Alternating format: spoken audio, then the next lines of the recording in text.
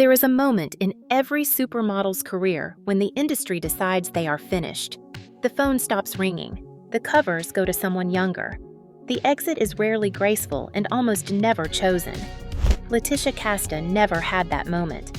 By the turn of the millennium, she was one of the most recognizable women in fashion, her face on hundreds of magazine covers over the course of her career. A Victoria's Secret angel, the global face of L'Oréal Paris, and the young model chosen by France's mayors to embody Marianne, the Republic's national symbol. Designers fought for her. Vivienne Westwood said she didn't believe in God, but might change her mind when she saw Laetitia Casta. And then, in her early 20s, she walked away from the peak of her modeling career. Not because the industry pushed her out, because she decided to leave before it could. What followed was something the fashion world rarely sees. A supermodel who rejected fame on her own terms and built a life that no longer depended on its approval. Laetitia Marie-Laure Casta was born on May 11, 1978, in a small town in Normandy, France. Her childhood was rural, unhurried, shaped by the rhythms of the French countryside and by time spent between Normandy and Corsica, where her father's family came from. The island held a special place in her life from the beginning. Its rugged coastline and unhurried pace offered something different from the mainland, a sense of wildness and freedom that would remain important to her long after she left it behind. Friends who knew her then described an outdoorsy girl who climbed trees and played in rivers, someone more interested in nature than in fashion magazines. She was 15 years old in the early 1990s, spending a family holiday on the Corsican coast, when her life took a turn she had not planned for. The story varies slightly depending on who tells it, but one moment stays constant. A small local beauty contest she hadn't pushed for, and an agent from Madison Models noticing the teenager on the beach. Her brother reportedly entered her into the pageant without telling her. She had not been preparing for a modeling career. She had not been practicing poses in front of mirrors or dreaming of runways and magazine covers. She was a teenager on vacation, enjoying the summer, and then, suddenly, she was not. Her father hesitated. He was not eager to let his teenage daughter be photographed by a modeling agency. But he relented, and soon the shy girl from Normandy found herself making test photos and traveling to Paris. Very quickly, she was working with major names, walking shows, and learning how to move in front of a camera. There was barely any transition period between the girl on the beach and the model on set. The speed of it matters. There was no gradual entry into fashion, no long period of adjustment where she could decide whether this life suited her. The industry absorbed her before she had the chance to choose it. She was discovered, which sounds like luck, sounds like a gift. But being discovered is a passive verb. It describes something that happens to you, not something you do. And from that moment on, Laetitia Casta's trajectory belonged partly to the people who had found her. She would later say it plainly, "I never asked to be a model. I never wanted to be one." But by the time she understood that, she was already famous. The mid-1990s fashion world had a particular template for success. The dominant aesthetic was what the press called heroin chic, angular, waif-thin, almost fragile. Kate Moss had redefined what a supermodel could look like, and the industry had followed her lead toward a narrower ideal. The models who dominated magazine covers and runway shows shared a certain silhouette, a certain aesthetic of delicate androgyny. Laetitia Casta did not fit that template. She was curvaceous in an era that celebrated the opposite. Her look was earthy, sensual, closer to the screen sirens of the 1960s than to the models who surrounded her. In another decade, her figure might have been considered simply classical. In the mid-1990s, it was a departure from prevailing standards, and the industry wanted her anyway. In 1993, she became a guess girl, joining a lineage of models whose careers had exploded off the back of that campaign. Around the same time, she started appearing more and more in major fashion magazines and on runways. By the late 1990s, she had become both a Victoria's Secret angel and a L'Oréal Paris ambassador, her image simultaneously attached to the fantasy of American lingerie and the global face of a French beauty giant. The money followed, with press estimating that by the height of the Marianne controversy, she was earning at a level that put her among the most lucrative models in Europe.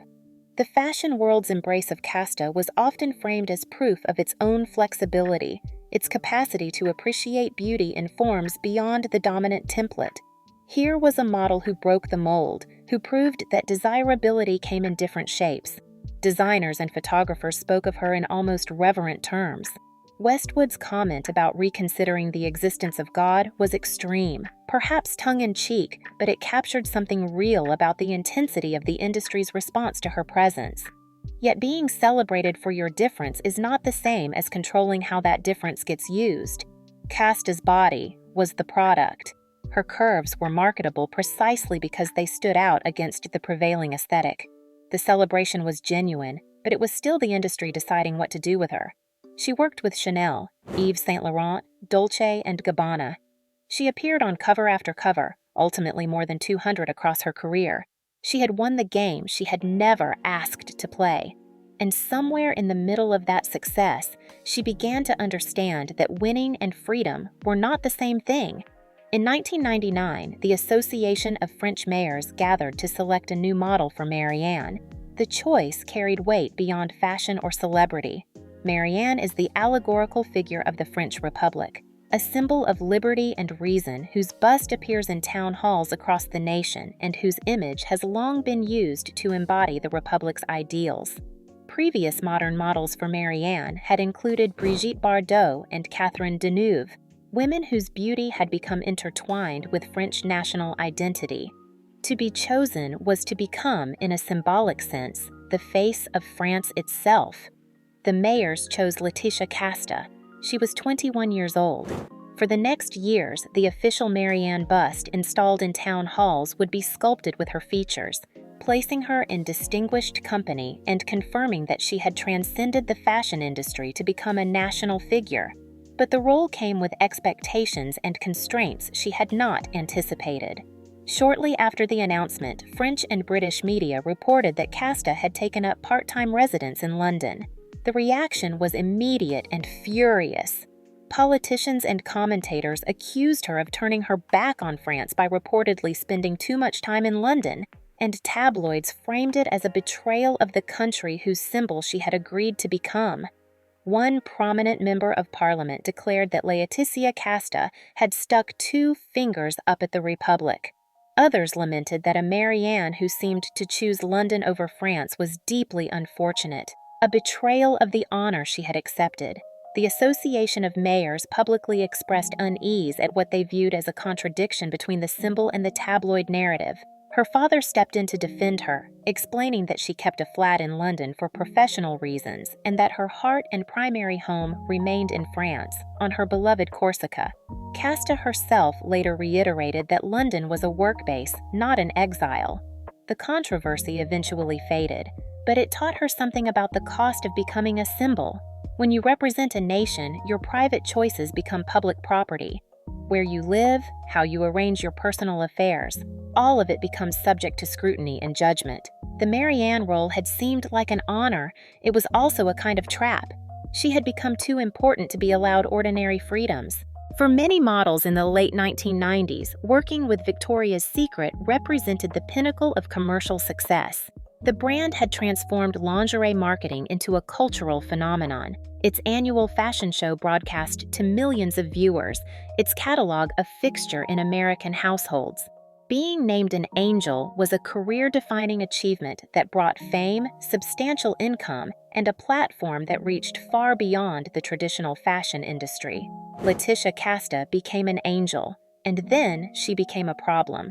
She later described her time with Victoria's Secret in blunt terms. "They made me a piece of meat," she said in one interview. The brand wanted her to pose and smile, to project a particular kind of fantasy without complicating it with opinions or personality. She was expected to be a body, an image, a surface onto which consumers could project their desires. She was not supposed to be a voice. Casta found that arrangement difficult to accept. When she suggested that the company consider hiring a female photographer for a change, she met resistance. The suggestion was not radical. It was not a demand or an ultimatum. It was simply an idea from a model who had thoughts about how shoots might be conducted differently. But it represented something the brand did not want from its angels: independent thought, perspective, the possibility that the women wearing the lingerie might have views about how they were being portrayed. The breaking point came during a press event. A reporter asked Casta about her dream Christmas gift. It was a softball question designed to generate a quote that would flatter the brand and reinforce its marketing. The expected answer was obvious, something about Victoria's Secret products, about loving the lingerie, about feeling beautiful in it. Instead, Casta said what she actually thought. She did not want Victoria's Secret underwear as a present. It was a small moment of honesty, a refusal to perform enthusiasm she did not feel. It was also the end of her time as an angel. They asked me to do interviews and I tried to say what I believed in, she later explained. So they kicked me out. I was too much of a rebel.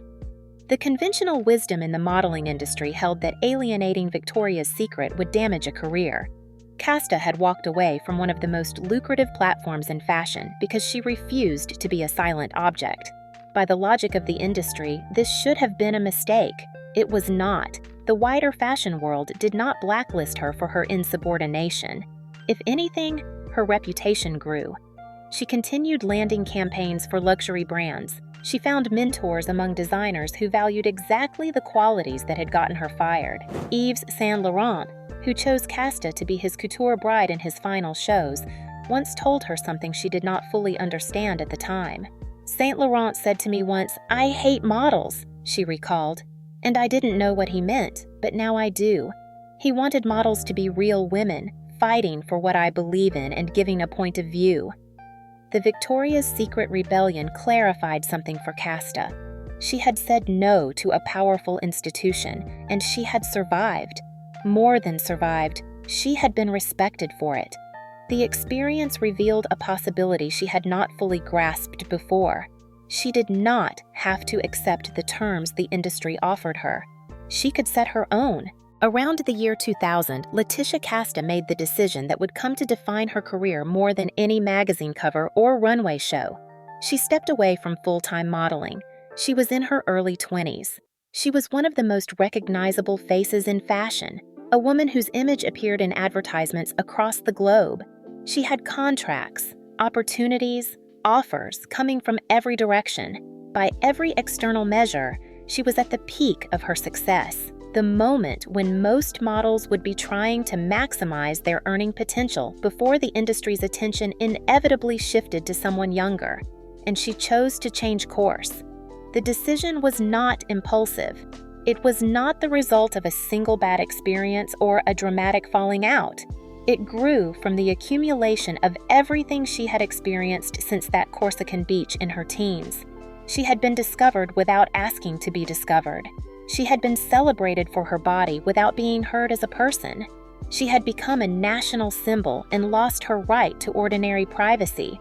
She had been fired for having opinions. Through all of it, she had come to understand that the life she was living was not the life she had chosen. It was a life that had been constructed around her, for her, without her meaningful consent. "I needed to be honest with myself," she said later. "I never asked to be a model. I never wanted to be one." The break with her past was concrete and deliberate. As she moved deeper into acting, Casta stepped back from the relentless cycle of shows and campaigns. By 2001, Madison, the Paris agency that had represented her since her discovery, confirmed that they were no longer managing her. After 8 years together, they announced they were going their separate ways and wished her success in her film career. In the same moment, she made an unusual choice. She appointed her father as her new representative.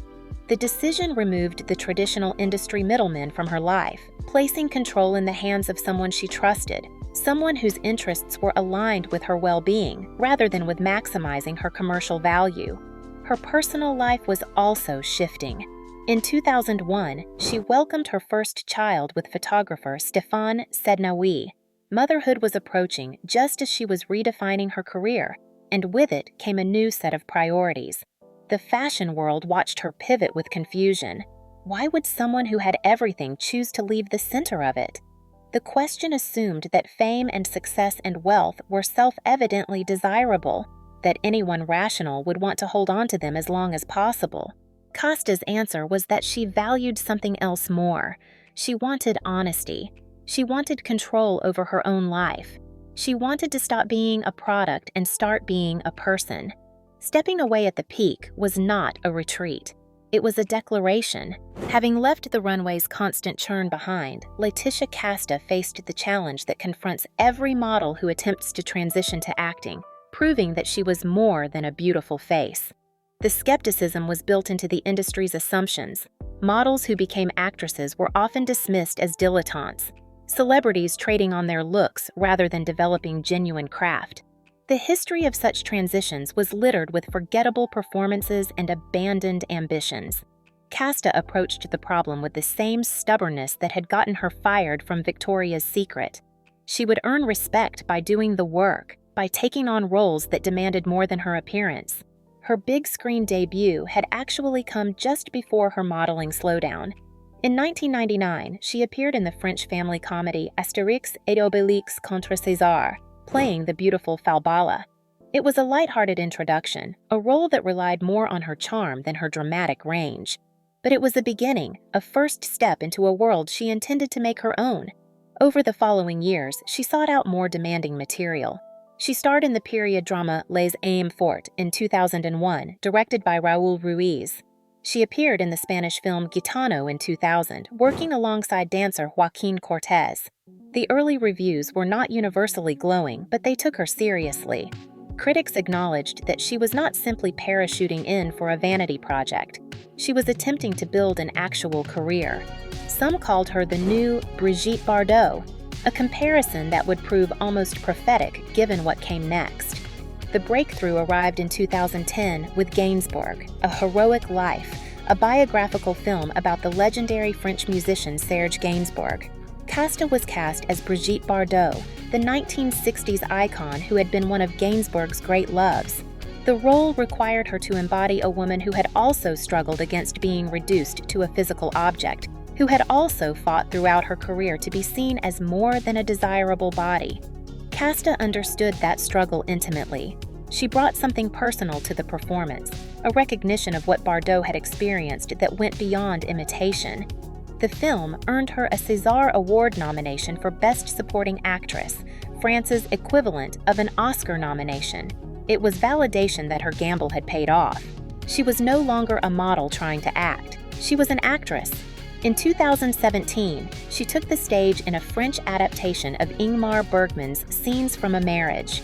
Theater demanded a different kind of vulnerability than film, a sustained presence without multiple takes. Her performance was received as further confirmation that she had genuinely transformed. She also moved behind the camera herself. In 2016, she directed and co-wrote a short film called En Moi, which premiered at the Cannes Film Festival's Critics' Week closing ceremony. The film starred Yvonne Attal and explored themes of solitude, image, and identity. Being under constant scrutiny, it wasn't always positive, she said of her motivation for the project. I wanted to talk about that. The short film represented something important. She had taken the material of her own difficult past, the years of being watched, judged, reduced to an image, and transformed it into art that she controlled.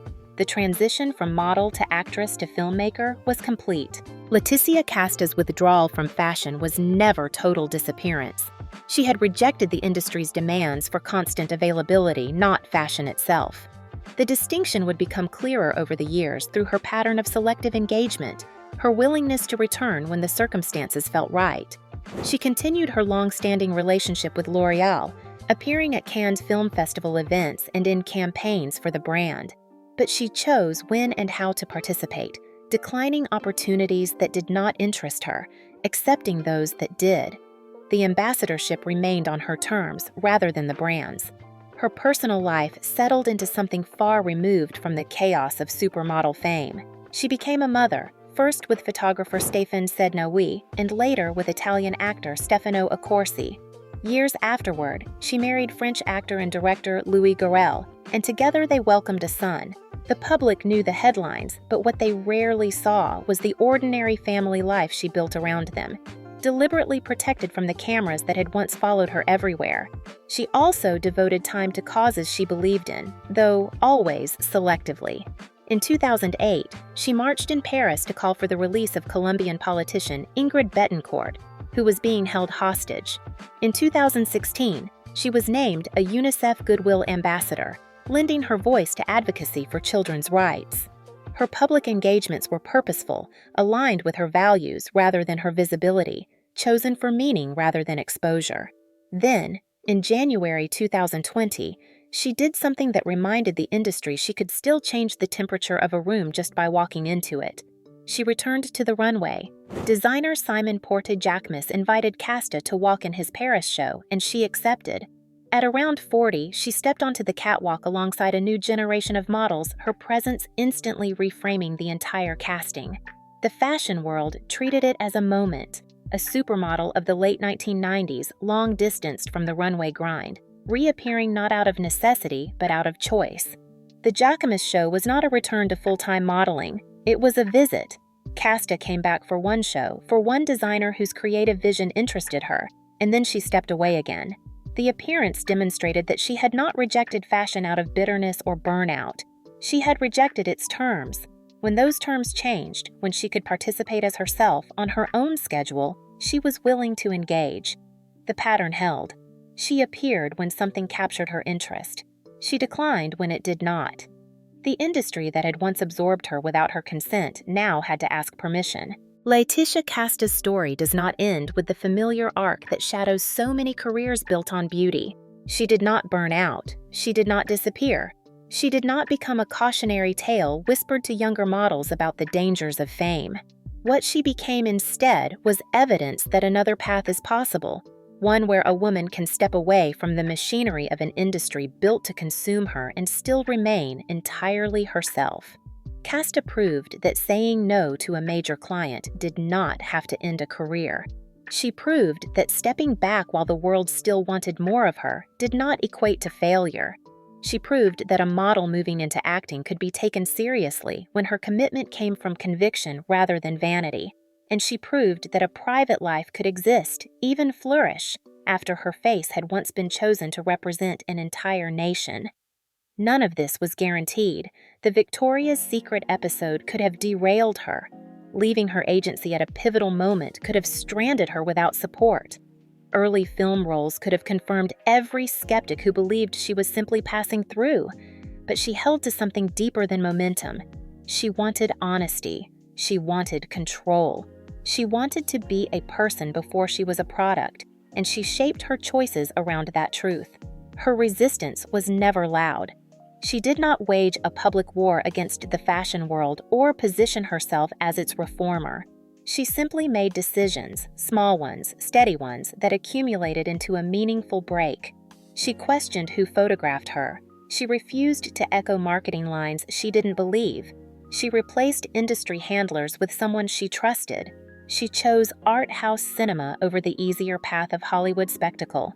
She raised her children far from the cameras that had once followed her every movement. Each action was modest on its own.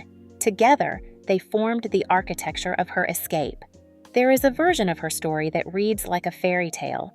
A girl discovered on a beach who rose quickly, stepped away gracefully, and found peace in a new chapter. But the truth is far more deliberate. Casta didn't float from one phase of life to another. She carved each transition with intention. She understood early what many discover too late, that fame can expand a life only if you know when to step outside of it. Her journey isn't a fairy tale, it's a blueprint for autonomy, and that is what makes it lasting.